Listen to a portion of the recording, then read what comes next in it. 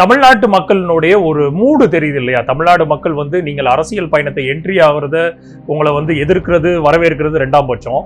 ஆனா தமிழ்நாட்டு மக்களுக்கு ஒரு நிலம் சார்ந்து, இந்த மக்கள் சார்ந்து, இந்த இனம் சார்ந்து இருக்கக்கூடிய, மொழி சார்ந்து இருக்கக்கூடிய ஒரு மிக முக்கியமான தேவை என்னவா இருக்குதுங்கிறத பராசக்தி அந்தைய காலத்திலையும் நிலைநிறுத்துச்சு. அதே பிரச்சனையை தான் இன்றைக்கு ஹிந்தி எதிர்ப்புக்கு சம்பந்தமாகவும், ஹிந்தியை திணிக்கிறதுக்கு சம்பந்தமாகவும் எடுக்கப்பட்டுள்ள இந்த பராசக்தி படத்தை வந்து தெள்ள தெளிவாக ஒரு லீடை எடுக்குது.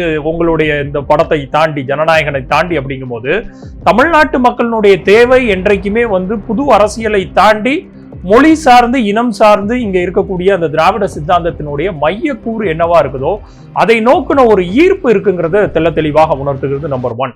நம்பர் 2, சிடிஆர் நிர்மல்குமார் அவர்களுடைய அந்த பதிவை நானும் பார்த்தேன். CBFC central board for film certification வந்து அது வந்து மத்திய அரசாங்கத்தின் கண்ட்ரோல்ல இருக்குதுங்கிறத கூட அறியாத ஒரு சிறு பிள்ளையாக அவரை வந்து பொறுப்புல வைத்திருக்கிற திரு விஜயை நினைச்சு உள்ளபடியே நான் வருந்துகிறேன். ஏன்னா ஜனநாயகன் படத்திற்கும் பராசக்தி படத்திற்கும் என்ன விதமான அரசியல் மோதல்கள் இருக்குங்கிறது 2ஆம் பட்சம். ஆனால் ஜனநாயகன் படத்துக்கு இந்த நிமிஷம் வரைக்கும் சிபிஎஃப்சியோட சர்டிபிகேட் கிடைக்கல அப்படிங்கிறத இவர் ஆளும் கட்சியை நோக்கி திசை திருப்பணும்னா அது எந்த ஆளும் கட்சியை நோக்கின்னு இருக்குது இல்லையா?